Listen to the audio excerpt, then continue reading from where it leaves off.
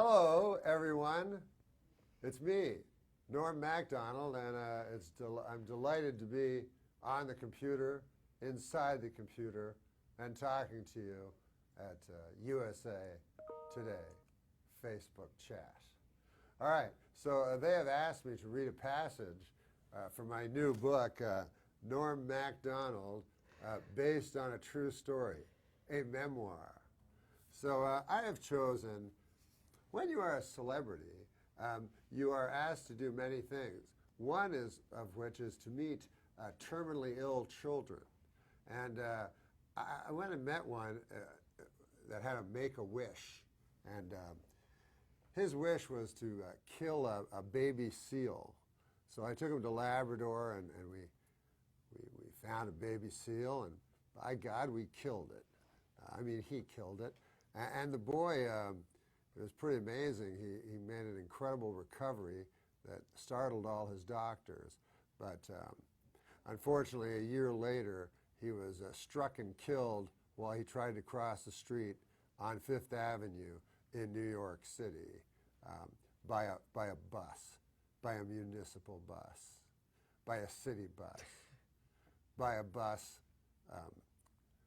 of New York City, by a bus of one of the boroughs of New York City, specifically the borough of Manhattan. So anyways, this is a chapter called A Tiny White Coffin. I named it that because I remember seeing an image of a tiny white coffin once, and it struck me as the saddest image I had ever seen. So this is called Tiny White Coffin when I went to the boy's funeral. The boy had turned 10 years old only a few days before the accident, and now he lay in Strickland's funeral home in a tiny white coffin. When all the strangers had finished looking at him and sadly shaking their heads so that all present knew their feelings on the matter, his mother was left alone in the room with the tiny white coffin. Alone but for me. I lingered behind, unseen, while the funeral director shooed the others into the room with a sad-faced pastor who was preparing to speak. The mother stood and looked into the tiny white coffin. Her posture, which had been rigid all morning, went slack at the shoulders and neck. Her hands remained clasped tightly in front of her. The boy was wearing a navy blue suit with a white shirt and a tie, but he still did not look like a man. I stayed quiet in the shadows so as not to disturb the moment. After a time had passed, the funeral director opened the door and quietly let the mother know that her time was up. As she turned to leave, she looked one last time into the tiny white coffin. And then she did a strange thing, a thing I shall never forget.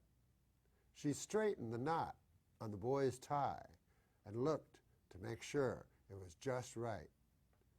I took in a fast, jagged gulp of air and slunk into the next room before she noticed me. There were cookies and an urn of coffee on a table in the other room. The cookies were awful. None of the cookies contained jelly in the middle, which are widely considered to be the best funeral home cookies. There were only dry shortbreads. The coffee was black, and there was no cream or milk, just packets of white, yellow powder. When I poured the powder into the styrofoam cup of black bitter coffee, it just sat in a pile on top. When I mixed the powder in with a black plastic stick, the coffee turned gray like dishwater. Got me pretty steamed. I'm pretty sure the rest of the people who gathered there felt the same way as me. We all went into the adjoining room and took our seats. The tiny white coffin had been placed in the front of the room, and the sad-faced pastor was standing beside it. The sad-faced pastor told us how the boy had not been an ordinary boy. He had been very special. He had been a brother and a son and a grandson and even a great-grandson. I looked over and saw them sitting there, the young and the old and the older and the oldest. The sad-faced pastor told us he told us that some things were very mysterious, but that there was a meaning behind everything, even something as tragic as this. He then asked if anyone had anything they would like to say, and people came up one at a time to speak about the boy. I decided to go up and speak too, since I had appearance in public speaking. Of course, I wasn't about to do my stand-up. That would be ridiculous. I pulled out the piece of paper with a speech I had prepared, and then, when I was about to read it, I suddenly changed my mind. "Folks," I said, "I have in my hand here a speech. I wrote it, and it's full of big, fancy words, but I'm not going to read it." And I crumpled up my speech and threw it to the floor with contempt. I said, "You don't want to hear a bunch of fancy words, many of them so fancy you won't even know what they mean. Instead, I will speak from the heart." I have never done such a thing before, but I hear it can be quite effective. So, ladies and gentlemen, bereaved relatives, youngsters who have lost a brother or sister or a friend much too soon, the guy in the sad-faced pastor costume, the lady sitting beside him, I figure it's his wife, and finally, of course, the guy hanging around at the door wearing a Carolina Panthers jacket, who is clearly in the wrong room, but has the grace to hang in there till the end. I thank you all for coming. I was proud to have known this boy, and I was proud that his last wish in life was to see me do a sketch on a Saturday Night Live TV program. Although I cannot say I was all that surprised, I'm a very good sketch player. But this is not about me. I really shouldn't be making it about me. But this is the first time I have ever spoken from the heart, so I beg your indulgence. I feel this speech will really start to get good very soon. But it didn't. And I realized something during the next 20 minutes as my speech moved from one inane anecdote to another, none of them having anything to do with the boy. What I realized then was that some guys are very good at speaking from the heart, and some guys aren't. It doesn't mean one guy's better than the other, just different. So I was honest with the people. "Ladies and gentlemen," I said, "I apologize for this speech. For the last 5 or 6 minutes, I've been telling you about Gordie Howe. And I think we realize what an awful, awful mistake me speaking from the heart was. So, if I may ask your help, let's try to find that speech with the big fancy words in it that I threw away some minutes ago. It's got to be around here somewhere. Here it is," a sweet old lady near the front said. "I read it and thought it was very good," she said, "especially the part about how we can learn more from the children than they can learn from us." "Oh, excellent," I said. "I'm glad you like that part because it's the surprise ending. So that's shot." Well, I guess I'll have to read it without the surprise ending. And also there appears to be coffee spilled all over it. "Oh, yes," the sweet old lady said. "I spilled coffee all over the darn thing." Okay. Well, I can't make out any of the big fancy words now at all, but it's nobody's fault.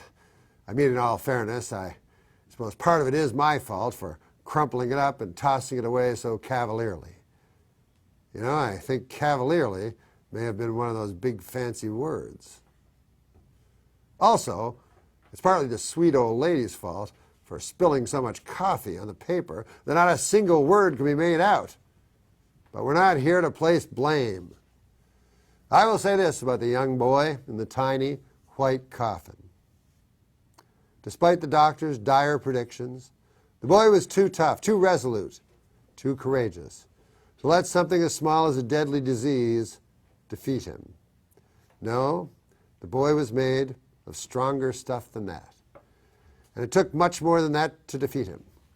It took a 3-ton municipal bus moving at 40 miles per hour and driven by one Cecil Richard Anderson to defeat this boy.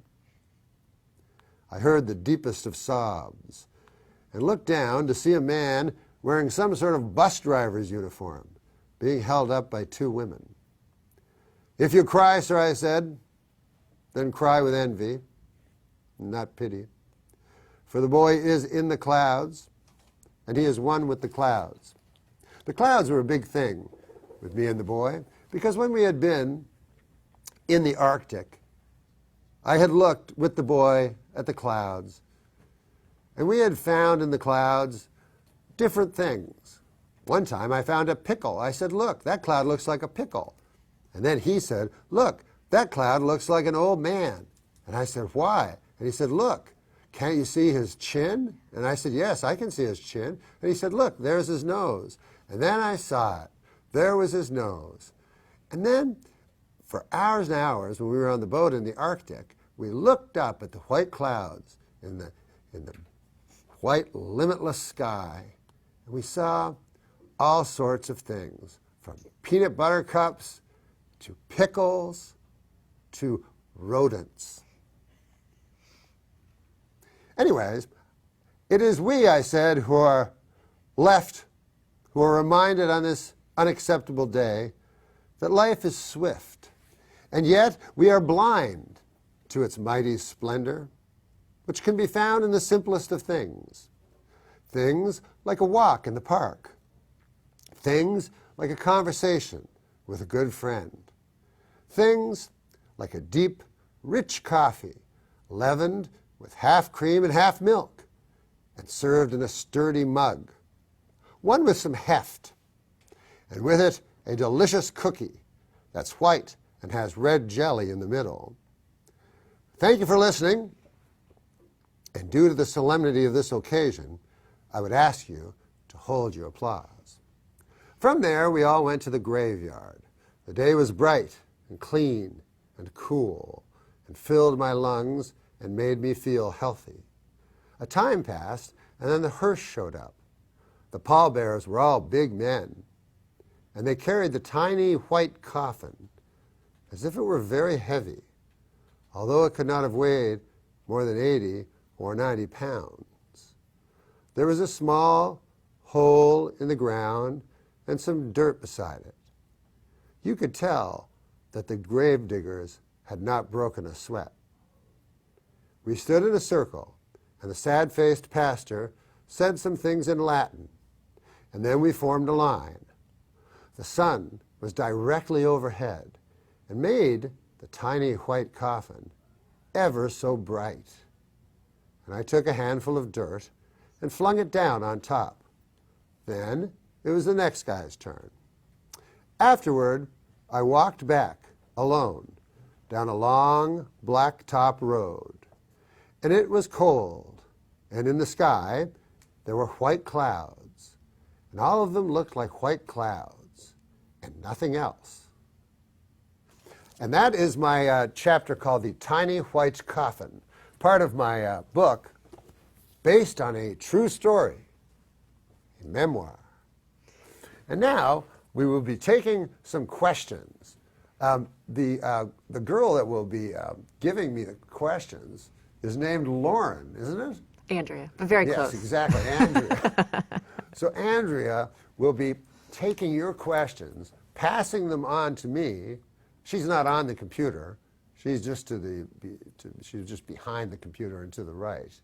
And then you will be asking the question. You just ask the questions to me on the computer. Andrea will be passing them on to me. So, first question. Norm Macdonald, how did you decide what to reveal and what to fictionalize in your new memoir, and why not go the route of pure confessional? Oh, that's a very excellent question. Who asked it, Andrea? USA Today asked that question. USA Today asked the question. So no one is on this except you. Is that what you're saying? We've got many questions coming in. We just wanted to launch USA with Today. the number one question about the book. Well, USA Today, that's an excellent question. Why did I make it half fiction and half truth? Well, first of all, I feel that there is no such thing as an actual true story because of memory. It's no good. It's faulty. It's broken. And so it's like when someone tells a story about you, and they go, and you're in the story, you know, and they go, oh, remember that time you caught that big fish? And then you're like, wait, I've never fished in my life. And they're like, yeah, no, it was a big fish and we ate it. And you go, wait a minute, I've never been even on a boat. And so, and then you go, wait a minute, maybe I did fish. Maybe my memory is no good. So I realized that memory was no good. Then the other thing was I wanted to tell actual true stories, but I was afraid of being sued. And so I thought if I said actual true things, but I surrounded them by fantasizing, fantasist ramblings, then I could not be sued, because if somebody said, wait a minute, I never did that, I go, well, it's just a stupid book. I mean, there's a tiny white cough in it. What do you think? So that's my answer to you, USA Today. Curtis Shaw has a question Curtis Shaw. on Facebook. What's the coolest gift you've received from a fan? The coolest gift I've ever received from a fan, Curtis Shaw. It's an interesting question, because I've received so few gifts from fans. Fans, I find, to usually be an unappreciative lot. I'll do my stand-up comedy, and they'll come to me afterward with all kinds of requests, to take pictures with them, to phone their friends and to make fun of their friends on the phone, to make an answering machine message for them. And yet, what do they give me? Nothing. Nothing at all. I'm sorry, Curtis. I wish it were different. We have a question from Yes. Joe Cardy from Manchester, England. Manchester, England. Manchester, England. It just shows you the computer exists everywhere, all over the world, even in the coal mining district of Manchester, England. Where Joe, what's his name? Joe Cardy. Joe Cardy. Can you remember the first person or comedian to make you cry with laughter? Joe Cardy asks me, do I remember the first comedian who makes me cry with laughter? Well, this is going to be a rather cliche answer, and yet it is true. The first comedian to ever make me cry with laughter was Bob Hope, and it was in a movie that I watched when I was a young boy called Bob Hope and Bing Crosby, The Road to Bali. And at the end, what was funny about it was that they were friends, but they would just do anything to each other to get the girl. So they're both trying to get Dorothy Lamour, Joe. So Bob Hope and Bing Crosby and Dorothy Lamour at the end of the movie are in the Arctic Circle on a big giant bluff of snow, and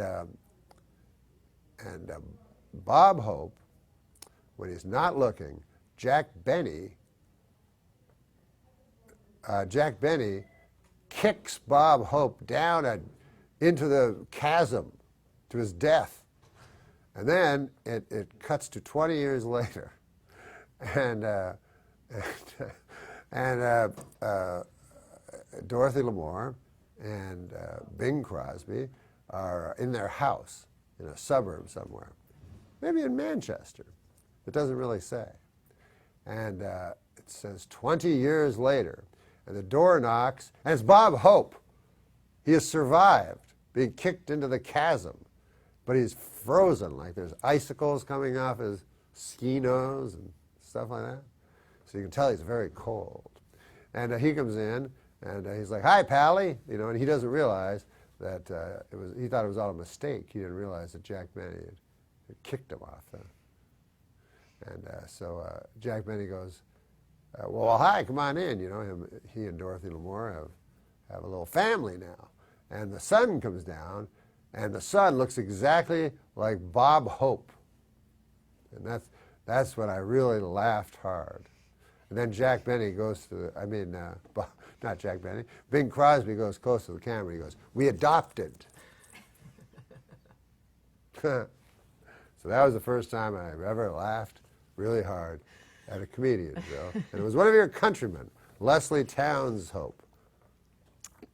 You open the book with a death hoax made about you, which made us wonder, what's your favorite rumor about yourself you've ever heard?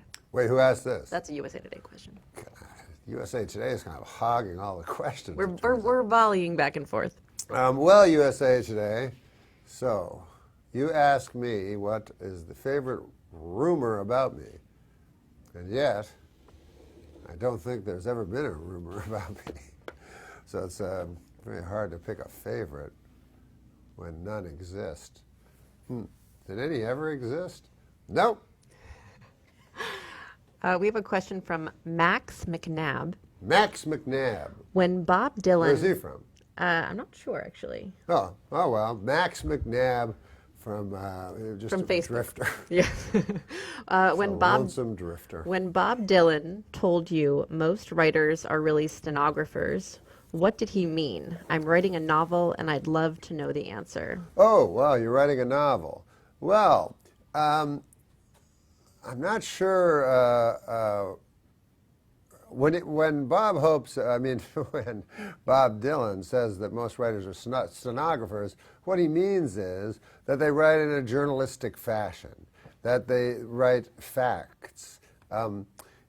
If you were to take a tape recorder, for instance, and tape everyone and then listen to it, would you be great at writing dialogue? No, you would be terrible at writing dialogue, because things that are taped sound nothing like the truth. They just sound like facts. So, for instance, if you listen to the presidential tapes in the Nixon book that were just released, it's very hard to follow because people overlap dialogue, they don't listen to each other. That's the reality of life and conversations.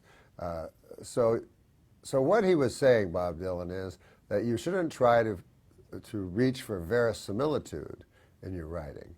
You have to write at a more rarefied air, at what people mean to say rather than what they say. And that's what I believe he meant when he said that most writers are stenographers.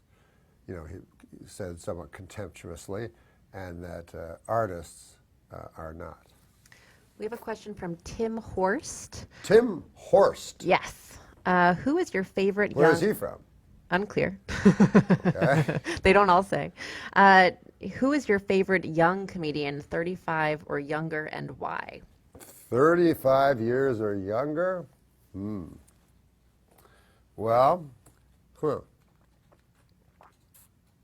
the problem is a comedian doesn't get good, Tim, until he's older than that, usually early 40s, because it takes you about 20 years to get very good.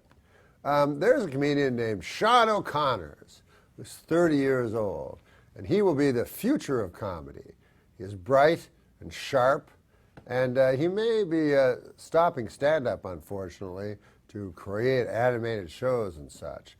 But had he stayed, or if he stays in stand-up comedy, and his animated shows don't connect, then I believe he would be the future of stand-up comedy. Our next question comes from Fraz Khan. Raz Fraz Khan. Khan. Raz? F-R-A-A-Z. What? Fraud? Fraz Fraz? Khan. Fraz Khan. And where's Fraz from? Not sure. It's got to be some exotic place. We'll make it up. What does Letterman say to you when he's shaking... Liberia. Fraz Khan from Liberia. What does Letterman say to you when he's shaking your hand before you sit down for the interview? And also, will you be on Conan anytime soon? Often, David Letterman, when I come out and he shakes my hand, he'll whisper in my ear, "Why didn't you wear a tie?" And I always forget to wear a tie on the David Letterman show. And then usually the first half of the segment is him asking me why I don't have a tie on. And then at the break, he'll get me one of his ties, and I will wear it. And there was a second part of the question, Fraz Khan? The second part of the question... Fraz Khan was a character in the Conan? Jungle Book, I believe. Will you be on Conan anytime soon? Will I be on Conan anytime soon? Well, the answer to that, Fraz Khan... This sounds more like a Bagheera question, but the answer is I will be on Conan in 2 weeks, in a fortnight. I say that for Max, Max from Manchester. A fortnight. Next question is a USA Today question. Question from a newspaper. Yes. The USA Today. Did you have a burning joke after the first presidential debate on Monday, and what are your thoughts on Trump and Clinton? Did I have a burning joke after the first debate on Monday? And what do I think of Trump and Clinton? No, a joke did not occur to me watching that debate. The oddest thing I noticed, and you tell me, USA Today, if you didn't notice, and here we have two people on the stage debating each other, both at podiums, and yet the entire debate is shot on split screen.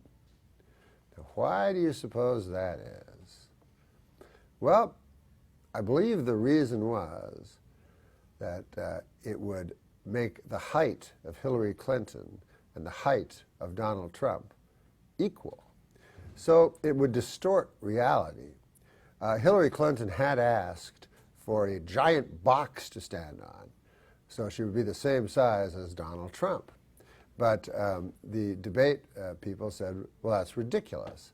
So then, secretly, without anybody ever telling us, or any of the moderators or pundits pointing it out, they found a way to make Hillary Clinton the equal size and girth of Donald Trump, which I feel is unfair to the American viewer, because what if the person wants to vote for the tallest guy? So a lot of people, first of all, this is the only election where there's only one guy running. This never happened before. But many people will vote on height. You know, so some people are one issue voters, and so I think it's a little unfair. Our next question comes from Jamie Jimenez. Jamie Jimenez. Do you keep in touch with Artie Lang, and do you ever consider Dirty Work 2? Well, Jamie was asking me if I keep in touch with Artie Lang and what I thought of Dirty Work 2. It's odd because I was going to shoot a message out to Artie. I haven't talked to Artie in quite a while. It's just as things go. I'm on the West Coast and he's on the East Coast, and we haven't seen each other in quite a while. But I was when I was in New York, I thought of seeing him rather, but I was so busy with this sort of nonsense I'm doing now, being in a computer and such, that I couldn't make human contact because I was part of this preposterous gadgetry that you're now seeing me on. But as for Dirty Work 2, we have thrown around a few ideas for the film idea, because the first film didn't work at the box office. It didn't make money. However, a lot of people watched it afterwards, and so they think a second film would do very well because of all the people that had seen the first film on, like Zoolander. I hope that answers your question. Was that Frozen? That was from Jamie. Oh, Jamie. I'm sorry, Jamie. We have another question from John McClanahan, who really wants me to ask, any good stories from pitching the Who's More Grizzled sketch to Robert Duvall and Garth Brooks? Well, John, was that his name? John McClanahan. Yes, John McClanahan. You asked me about the sketch Who's More Grizzled. And this was the last sketch I ever performed on Saturday Night Live. And it was with a hero of mine, Robert Duvall, and Garth Brooks, who was the host. And Robert Duvall had just showed up. And I have no story about pitching it because I did not write that sketch. It was written by the legendary Adam McKay, and it was a brilliant sketch. But I will say this. Robert Duvall, who is my hero, and I spent most of my time that week with him, was going to do a country song, an old country song, a Lefty Frizzell song. And he was going to do it with Garth Brooks. And, you know, Garth Brooks does this new country where he yells into a mic that's strapped into his head like that, you know, a Bluetooth, I think they call it. And it's kind of, you know, it's not good in any way. But it would have been fantastic to see Garth Brooks sitting on a chair across from Robert Duvall, who is a great country singer. And if you've never seen Tender Mercies, do yourself a favor, John McClanahan, and go and get a DVD of Tender Mercies. Then try to find a DVD player, and and then put it in the player. Try to hook it up to your TV somehow and watch it, because in it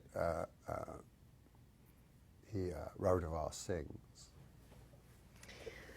We have a question from very close, very Question nearby, from very close. from Michael Kofsky.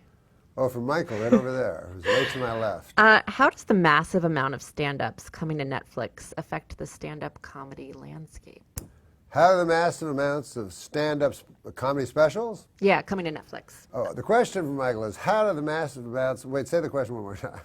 How do all the specials coming to Netflix affect the comedy landscape, the stand-up Oh, comedy I got landscape? it. How do the massive amounts of comedy specials that come to Netflix affect the comedy landscape? Well, here's the problem.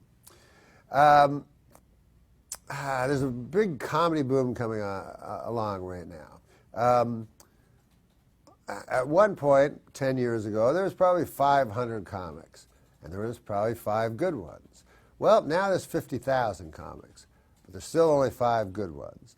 So the problem with demand, it doesn't work with supply and demand, not with something like comedy. Not with any type of art, really. Nowadays, because of such nonsense as the nonsense that you're witnessing right now, the computer demands content, demands it. So, and it consumes it at a large rate. And so, if you are to be successful, you are to feed this gluttonous beast with everything that you have. You're to do 2 specials a year, 3 specials a year. That will be the future.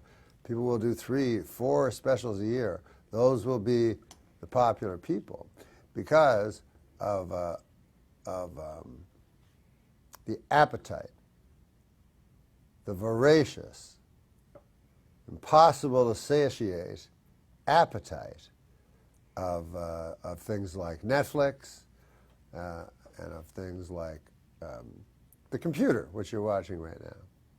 It's bad. It's bad for the comedy landscape. Bad.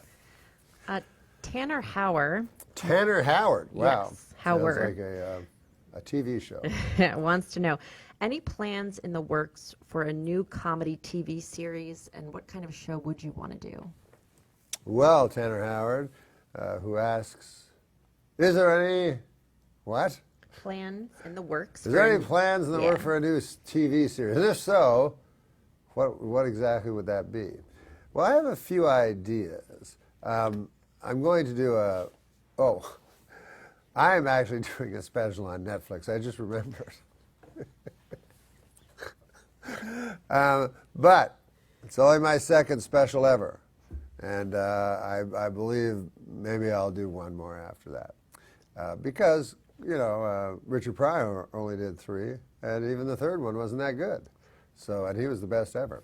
So you don't have that many specials in you. But as for comedy, television shows, I have a deal right now with Netflix that's exclusive, so I can't do anything outside of Netflix. But I am going to pitch a show to Netflix. And it's interesting, Conrad Hauer, what was his name? Tanner Hauer. Oh, that's a Tanner Howard. It's interesting how it works, because when you pitch a show to Netflix, it's all different than if you pitch a show to a network. If you pitch a show to a network, you go, okay, here's the idea. It's me and Bruce Boxleitner, and we're prison escapees. And escapers, actually, is the word. Prison escapers. And the police are chasing us, and we have a pet stork. And then they give you a lot of money, and you go and you write a bad pilot, and it never goes anywhere. But on Netflix, it's different. You pick how many shows you want, 6, 10, 13, And then you outline every single episode. Now, that's a very good idea because, first of all, it makes you understand whether your show has legs or not, whether it can actually contend on the 6th episode, on the 8th episode, on the 10th episode. Because a pilot's easy to write, but the 50th episode is a little harder. So, so I'm looking into writing something for Netflix, and you keep watching your Netflix, and I'll be on it. Paul Harmon is jumping on that question. He says, you currently only have one stand-up album, Me Doing Stand-Up, which is one of the best stand-up albums of all time. Why only one? Can we please get another one out of you sometime soon? Paul Harmon. Well, I've answered your question, Paul. I guess you weren't listening, but it's very kind of you to say that Me Doing Stand-Up is one of the best specials of all time, and it's accurate. But I will be doing a second one that would be better than the first one, and I don't know what I'll call it. I was thinking of calling it Me Again, Doing Stand-Up Again. It's going to be on Netflix. I'm taping it in January at the Wilbur Theater, where my manager made a deal where I have to pay for my hotel room, but he gets his hotel room for free. Shane Pyle wants to know... Shane Pyle. Yes, which section of the book was the hardest to write? Shane Pyle asks which section of the book was the hardest to write. Well, for me it was the end, because at the end I had to sum up my life, because it was an autobiography after all, and Socrates said a life unexamined is one not worth living. And so it's very difficult to look at your life, Shane. You don't want to look at it too close, because you start to flinch, because mortality always becomes an issue. But I guess the hardest was to look back, through the regrets, the remorse, the kindness, the happiness, and the despair, and to somehow wrap it up as to what was important and what was not. And I did that in the last chapter of the book. That would be the hardest chapter I had to read, the hardest section, as you called it. Sunjay Sethi Sunjay Sethi. Yes, wants to know what your favorite book is. Sunjay Sethi asks, what is my favorite book? Well, it's interesting because it's a book that Diana is reading right now. Diana is a girl that's sitting over, she's not on the computer, but she exists to my immediate right and deep. And the book is War and Peace. Again, it may sound like a cliche answer, but it is the best book ever written. And Leo Tolstoy is the greatest writer ever, and this, of course, is his masterpiece. Although Tolstoy himself described War and Peace as not a novel. He said Anna Karenina was the novel. And if that is true, then Anna Karenina is the best novel, and War and Peace is some other next level piece of work. But it's a book. I also like the book of Job from the Holy Bible. This is a USA Today question. Based on a true story, O.J. Simpson somewhat fictionally enters your retelling of the day you were fired from SNL. How do you feel about O.J. dominating pop culture again in 2016? Yes, well, USA Today, the question was about O.J. Simpson and how he's back in the news because Karaszewski and his partner, Alexander and Karaszewski. How did you know that? Alexander and Karaszewski did their fictionalized biopic, The People vs. O.J. Simpson. That was on Netflix. No, it was on FX. And and then that was followed immediately by a 30 for 30 documentary on the O.J. case. So people who didn't know about it, like my son watched it, and he was like, I wonder what'll happen next. It was very exciting for him, And but for us that were older, we knew most of the stuff. But he's back, and he might get out soon also, because also I think it's very unfair that O.J. Simpson is in prison for stealing his own shirts off a guy. it doesn't make sense that he got 45 years for that. He was clearly sentenced for another crime that he was found innocent of by a jury of his peers. So I find that rather unfair. And I think O.J. should be released and be a free man. Eric Helms wants to know, is there a joke you have that you never care if it works, a joke just for you? And he's from Cleveland. Oh, Eric asks, is there a joke that I don't care if it works, it's only for me? Well, I would say every joke that I have, I don't care if it works. Every joke I have is only for me. I mean, you know, they always work. So I'm not a fan of any joke that doesn't work, I would say. No. Jonathan Levin wants to know, what is your favorite Chris Farley memory? Jonathan wants to know my favorite Chris Farley memory. Well, there were so many with Chris. He was such a big, radiant man, you know. I remember one time, I guess I remember eating with him mostly because he would eat at such a voracious rate.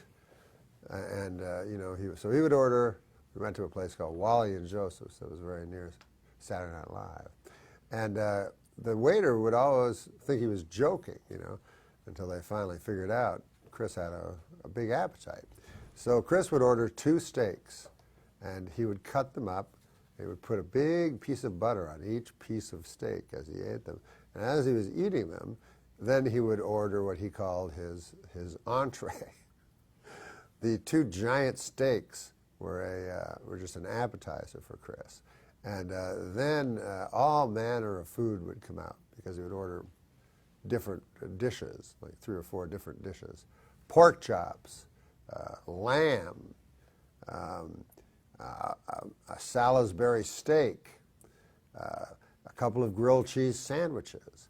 This would constitute a meal for Chris. And the rest of us, of course, just ate an ordinary man's amount of food. And yet Chris could beat us, and he would be ordering dessert as we were still finishing our measly ham steak and eggs. Rishi Karim has read your book and asks, is it true that you slept in the park in New York when you first moved there? Rishi Karim asks, is it true that I slept in Central Park when I first moved there? Yes, that is true. I went to New York City and had no place to live, so I decided to live in the Central Park right near the zoo. And I thought that would be a good place because Central Park at night is filled with wandering, you know, dangerous people, you know, that will take your life for a handful of change. And so I felt that if I slept near the polar bear cage, I would be safe. I don't know why, because of course the cage, you know, was there, and so no one was really afraid of the polar bears. But how it did work is no one that was in Central Park, none of these dangerous people that made their way through Central Park at night, wilding the evening away, would ever think to go to the zoo. This is a USA Today question. USA Today question. How do you feel about the rise of fake news shows, specifically current offerings like John Oliver's, Samantha Bee's, Trevor Noah's, and who do you think is doing it best right now? How do I feel about the new news shows? Is the question. The mock send-up of news shows, the satirists, as they're improperly called, the funny men that talk about the current affairs of the day. Well, who can tell who is best? They're all entertaining in their own way. My favorite is because John takes subjects that I don't know about, and for a half hour he explores one subject. And so it would be something like net neutrality or something like that, which you people might know because you know how to somehow get into USA Today's Facebook page. But I don't know anything about net neutrality. I'm just a guy. So John Oliver not only makes fun, but informs me before he makes fun of what he's informing me about. So he's my favorite. We have one last question. The final question From Tristan Reynolds. comes from Tristan Reynolds. Reynolds. What is your best or favorite moment professionally? From what? What is your best or favorite moment professionally? Tristan asks, what is my best or favorite moment professionally? Well, Tristan, I always wanted to be a stand-up comedian.